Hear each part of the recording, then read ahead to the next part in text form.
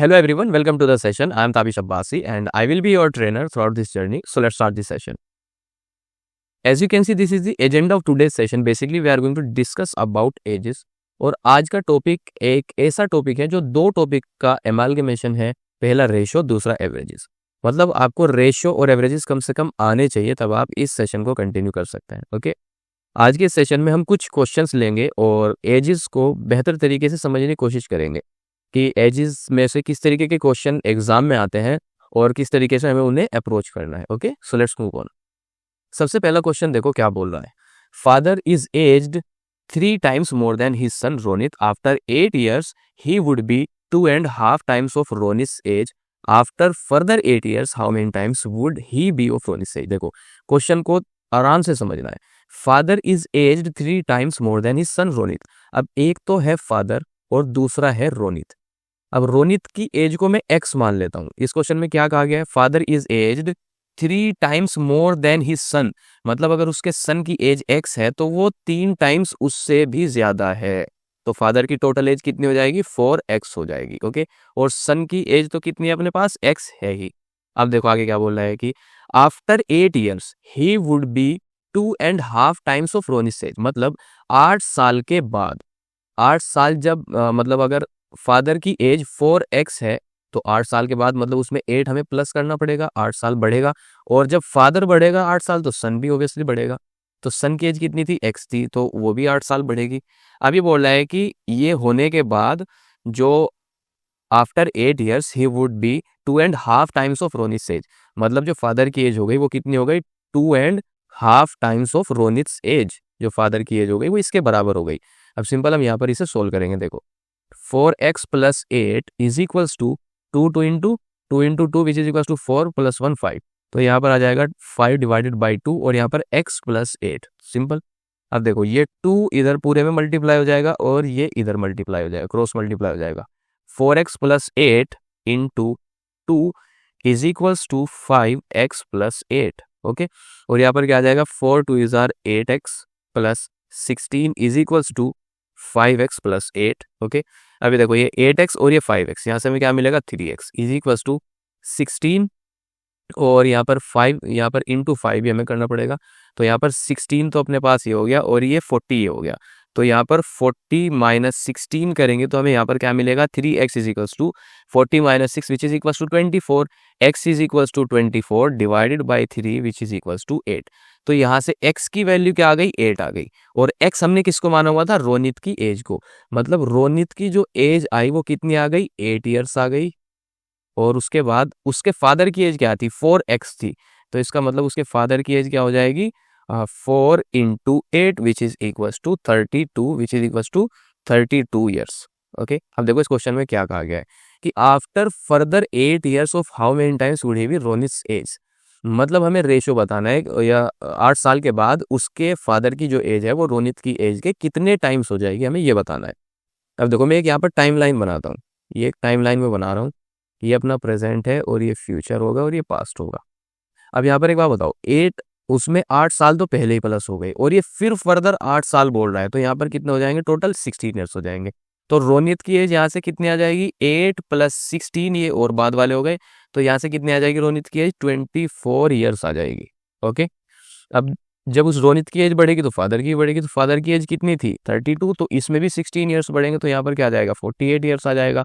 तो इसका मतलब रोनित की एज कितनी आ गई? 24 आ गई। फादर की एज कितनी आ गई? 48 आ गई। और 24 इंटू 2 अगर मैं करूँ तो क्या आता है? 48। इसका मतलब फादर की एज रोनित की एज की 2 times है, और 2 times हमारा इस क्वेश्चन का फाइनल आंसर होगा। Okay, so let's move on to the next question.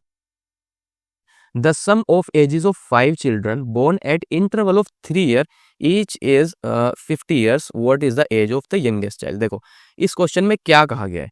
The sum of ages of 5 children born at interval of 3 years each is 50 years. देखो इस क्वेश्चन में ये बोल रहा है कि 5 बच्चे हैं जो 3-3 साल के गैप से पैदा हुए हैं और उनकी जो एज का जो सम है वो 50 years है।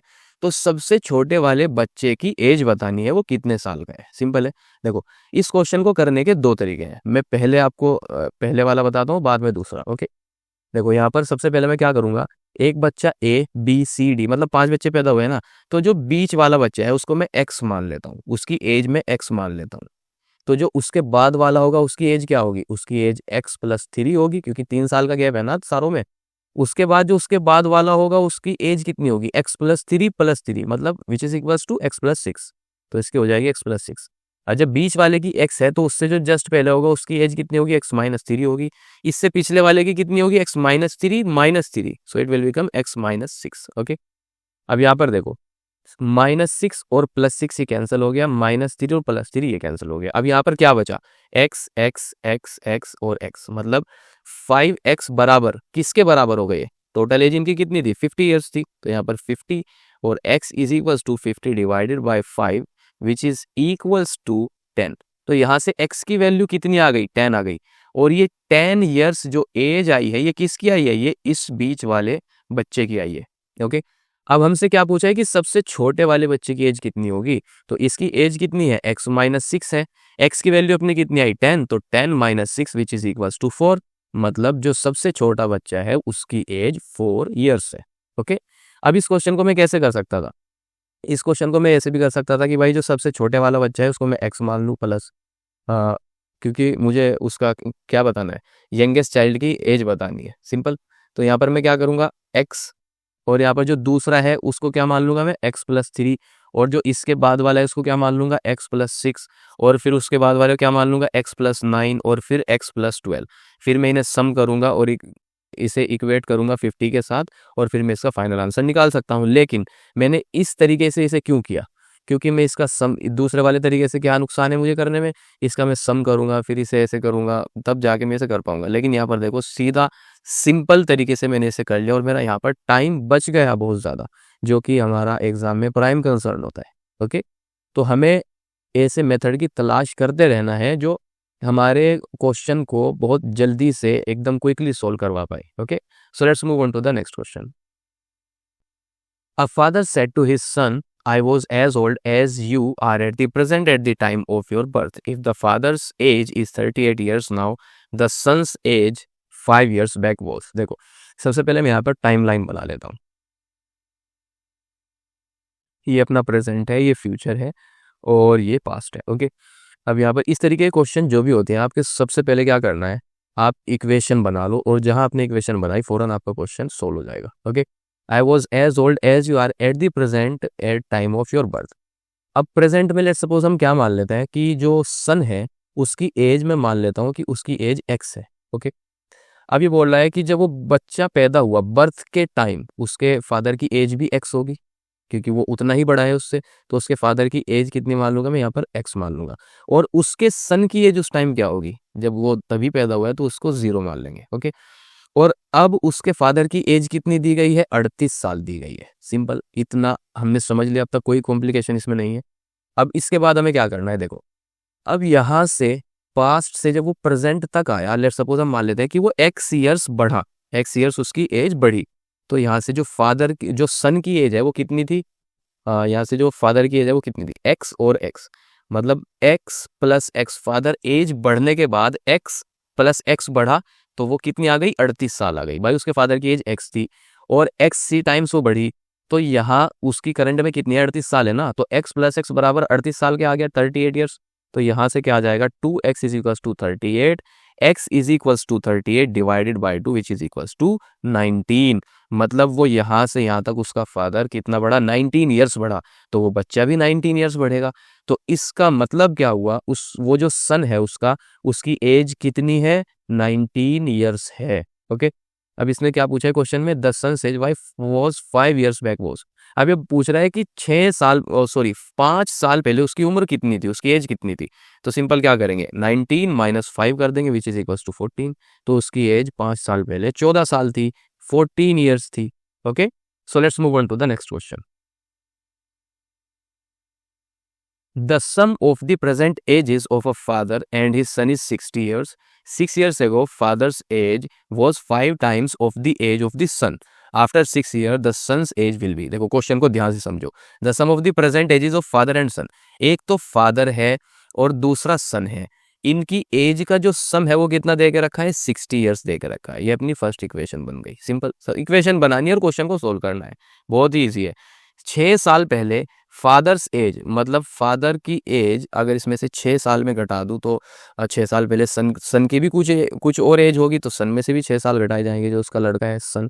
इसको मैं मतलब कैपिटल स्मॉल एस से डिनोट करूंगा ताकि 5 और एस में कंफ्यूजन ना हो, तो मैं इसे एस से डिनोट कर रहा हूँ। ओके, f-6 ये फादर की एज 6 साल पहले, तो 6 साल पहले उसके सन की एज भी होगी s-6। Okay, 6 years ago father's age was 5 times of the age of the son, मतलब 6 साल पहले जो फादर की एज थी वो लड़के की उसके सन की 5 गुना थी। ये अपनी इक्वेशन बन गई। ओके, अब ये देखो इसे सोल्व करते हैं, ये इक्वेशन 2 बन गई अपनी। अब यहाँ से मैं ये जो इक्वेशन 1 है, यहाँ से मैं फादर की एज को क्या लिख सकता हूँ, फादर की एज को मैं लिख सकता हूँ 60 माइनस एस। भाई 60 माइनस, जब ये एस इधर से इधर आएगा तो 60 माइनस एस लिख सकता हूँ मैं, तो इस एफ को मैं इससे रिप्लेस करूंगा, तो यहाँ 60 माइनस एस, इसको मैं स्मॉल केस में लिखता हूँ 60 minus x minus 6 which is equals to, यहाँ पर आ जाएगा 5 और ये s माइनस 6 ये हो जाएगा। अब 60 और 6 माइनस माइनस करेंगे तो यहाँ पर क्या आ जाएगा 54 minus S is equals to, यहाँ पर आ जाएगा 5s और यहाँ पर 30 आ जाएगा। ओके, अब देखो ये माइनस एस है और ये प्लस एस है, तो यहाँ पर कितना, इसे इधर लेकर जाएंगे तो यहाँ पर आ जाएगा 6s इज इक्वल्स टू, यहाँ पर 54 प्लस 30 करेंगे तो यहाँ पर हमें क्या मिलेगा 6s is equals to 84, s is equals to 84 divided by 6 which will be equals to 14 years। तो यहाँ से s की वैल्यू कितनी आ गई 14 ईयर्स आ गई, और s हमने किसे माना हुआ था, सन को माना हुआ था, तो सन की एज यहाँ से कितनी आ गई 14 ईयर्स आ गई। अब इसने पूछा हुआ है कि भाई 6 साल के बाद सन की एज क्या होगी, तो 14 plus 6 which is equal to 20, भाई 20 साल होगी। Simple. Okay, so let's move on to the next question. A person's present age is 2/5 of the age of his mother. After 8 years, he will be 1/2 of the age of his mother. How old is the mother at present? देखो, एक तो person है और एक उसकी mother है। Person की as को मैं मान लेता हूँ x और मदर की एज को मैं मान लेता हूँ y। अब इसमें एक रिलेशन दिया गया है दोनों की एज में, 2/5 एज ऑफ हिज मदर, मतलब जो पर्सन की एज है वो कितनी है 2/5 age of his mother. Okay, अभी बोल रहा है कि भाई 8 साल के बाद ही विल बी 1/2, मतलब 8 साल के बाद। अब 8 साल पर्सन की भी एज बढ़ेगी और उसकी मदर की भी एज बढ़ेगी। सिंपल। अब उसमें क्या हुआ, 8 साल के बाद 1/2 मदर की एज का जो लड़के की जो सन की एज है वो 1/2 है इसके, इस तरीके से। ओके, मतलब अब देखो यहाँ पर क्या होगा, ये जो x की वैल्यू यहाँ से 2/5 y है, इसको मैं इसके अंदर मतलब सब्सटीट्यूट करूंगा, तो 2/5y plus 8 is equals to 1/2y plus 8, या यहाँ पर प्लस 8 आएगा, इसकी मल्टीप्लाई, इसकी तो इसमें मल्टीप्लाई होगी तो ये 4 आ जाएगा यहाँ पर, सॉरी ये 4 आ जाएगा। अब देखो यहाँ पर ये जो वेरिएबल वाले हैं इन्हें हम एक साइड रख लेंगे, यहाँ पर हम क्या करेंगे 1/2 माइनस 2/5y, और इसमें भी y है ये, और यहाँ पर क्या आ जाएगा 8 माइनस 4, तो यहाँ से हमें क्या मिलेगा, देखो 2 और 5 इसका एलसीएम 10 आ जाएगा, और यहाँ पर 2 5 आर 10, तो यहाँ पर कितना आ जाएगा 5y minus 5 2 is are 10 2 2 is are 4, यहाँ पर 4y इज इक्वल्स टू यहाँ पर 4 आ जाएगा। Okay, 5y minus 4y y divided by 10 which is equals to 4, तो यहाँ से y की वैल्यू कितनी आ गई 10 into 4 which is equals to 40, तो यहाँ से उसकी जो मदर है उसकी एज कितनी आ गई 40 ईयर्स आ गई। Okay, so let's move on to the next question. Sam's age is 1/4 of his father's age and 2/3 of his sister Rita's. What is the ratio of the ages of Sam, Rita and their father respectively? देखो, एक है Sam और दूसरा है उसका दूसरी है रीटा और तीसरा है उनका फादर। ओके, अब तीनों की एजेस का रिलेशन दे के रखा है हमें। Sam's age is 1/4 of his sister, जो सैम की एज है वो कितनी है 1/4 है उसकी फादर की एज के, तो यहाँ से फादर की एज में क्या लिख सकता हूँ, फादर की एज में लिख सकता हूँ कि भाई 4s है। सिंपल। और उसके बाद क्या दिया है, अब सैम की एज का रिलेशन उसकी सिस्टर की एज के साथ भी दिया है, तो s इज इक्वल्स टू कितना है 2/3 है ना, तो यहाँ से 2/3 age of his sister Rita, तो यहाँ से रीटा की एज में क्या लिख सकता हूँ, रीटा की एज में 3/2s लिख सकता हूँ, ये लिख सकता हूँ। ओके। अब इन तीनों एजेस को मैंने किसी ना किसी क्वांटिटी में लिख लिया है। भाई सैम की एज तो एस हो गई, उसके फादर की एज रीटा की एज कितनी हो गई 3/2s हो गई, उसके फादर की एज कितनी हो गई 4s हो गई। अब ये मैंने किया क्यों, 4s है ये। अभी मैंने क्यों किया, क्योंकि हमसे रेशो पूछा गया है कि उनकी एजेस का रेशो क्या होगा, और रेशो बताने के लिए हमें इन तीनों नंबर को किसी एक पर्टिकुलर नंबर से रिलेट करना पड़ेगा, तभी तो रेशो बता पाएंगे। तो सैम, रीटा और उसके फादर का रेशियो हमें बताना है। तो सैम का एस हो जाएगा, रीटा का क्या हो जाएगा 3/2s, फादर का हो जाएगा 4s, और एस और एस तीनों कैंसिल हो जाएंगे क्योंकि रेशियो में कॉमन टर्म्स कैंसिल हो जाती हैं। ओके, तो यहाँ से हमें क्या मिलेगा 1:3 3/2 अब ये देखो 2 डिनोमिनेटर में है तो 2 ऐसा एलसीएम ले लेंगे, तो यहाँ से हमें क्या मिलेगा 2:3:8। तो उनकी एजेस का जो फाइनल रेशियो बनेगा वो क्या बनेगा 2:3:8। Okay, so let's move on to the next question. The average age of boys in a class is 30. Class of 30 is 15 years. If 10 more boys join the class, the average of the whole class get reduced by a year. What is the average age of newcomers? देखो, एक class है, the average age of boys in a class of 30 बच्चों की एक class है और उसमें उनकी एवरेज एज कितनी दी गई है 15 साल। अब आप मुझे बताओ एवरेज क्या होता है। भाई एवरेज क्या होता है, एवरेज होता है सम डिवाइडेड बाय नंबर। अभी बोल रहा है कि 30 बच्चों की क्लास है, मतलब उसमें स्टूडेंट कितने हैं 30 है, और नंबर भी 30 ही होगा, लेकिन उसका एवरेज दे के रखा है। एवरेज कितना है 15, उनकी एजेस का एवरेज 15 है। तो मैं यहाँ से क्या निकालूंगा कि उनकी एजेस का सम कितना है, वो सम मैं यहाँ से निकालूंगा। तो एस स्टूडेंट 30 की एजेस का सम कितना आ जाएगा 15 × 30 विच इज इक्वल्स टू, यहाँ पर आ जाएगा 450, 450। उनकी जो 30 बच्चे क्लास के अंदर हैं जिनकी एवरेज 15 साल है, 15 साल दिखाइए ना, हाँ, उनकी एजेस का सम कितना आया 450। ओके, अभी बोल रहा है कि भाई 10 बच्चे और आए। अब देखो यहाँ पर क्या होगा, एवरेज मैं आपको फिर से बता रहा हूँ क्या होता है, सम डिवाइडेड बाय नंबर। अब यहाँ पर हमने क्या किया, ये जो 450 आया 450, ये कितने बच्चों की एज का सम आया 30 की। अभी बोल रहा है कि 10 और आए नए, तो उनकी एज का सम को मैं मान लेता हूँ कि भाई T10 है। और अब ये एक और चीज बोल रहा है कि the average of the whole class get reduced by a year, उनके आने से क्लास का एवरेज 1 साल कम हो गया। ओके, अब सिंपल इसे सोल्व करेंगे। 450 plus T10 divided by 40 which is equals to 14। अब यहाँ पर क्या आएगा 450 प्लस T10 इक्वल्स टू 14 × 40।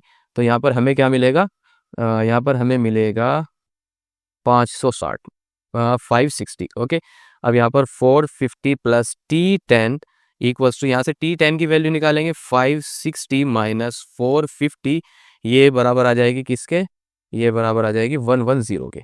मतलब जो 10 नए बच्चे आए ना, उनकी एजेस का सम अपने पास कितना आ गया 110, लेकिन हमारे से पूछा हुआ है कि उनकी एवरेज एज बतानी है। ओके, तो सिंपल हम यहाँ पर क्या करेंगे, उनकी एवरेज एज बतानी है ना, तो उनकी एजेस का सम कितना है 110। अब वो है कितने टोटल 10, तो 0 0 कैंसिल, उनकी एवरेज एज कितनी आ गई 11 साल। Okay, so that's it for this video. अगर आप इस सेशन को यूट्यूब ऐप पर देख रहे हो तो मैं आपको हाईली रिकमेंड करूंगा कि प्ले स्टोर पर जाओ और मास्टर एप्टीट्यूड को डाउनलोड करो। ये एप्लीकेशन बिल्कुल फ्री है, आप एप्टीट्यूड को एक सिस्टमेटिक वे में सीख सकते हो। अगर आप मास्टर एप्टीट्यूड से एप्टीट्यूड सीखते हो तो आपको करना क्या है, जिस भी सेशन को आपको पढ़ना है उस पर क्लिक करो, उस सेशन जिस भी टॉपिक को आपको पढ़ना है उस पर क्लिक करो, उस टॉपिक से रिलेटेड आपको सेशन मिलेंगे, एक्सरसाइजेज मिलेंगी, असाइनमेंट मिलेंगे, प्रीवियस ईयर के क्वेश्चन जो उस टॉपिक से आ चुके हैं वो आपको वहाँ पर मिलेंगे, और आपको और क्या मिलेगा, क्वेश्चन बैंक मिलेगा, और हर क्वेश्चन के 2 सॉल्यूशन मिलेंगे, text solution plus video solution. Okay, अगर आप वाकई एप्टीट्यूड को सीखना चाहते हो तो प्ले स्टोर पर जाओ और मास्टर एप्टीट्यूड को डाउनलोड करो, इंस्टॉल करो और इससे एप्टीट्यूड को सीखो। Okay, that's it for this video. Thank you and all the best.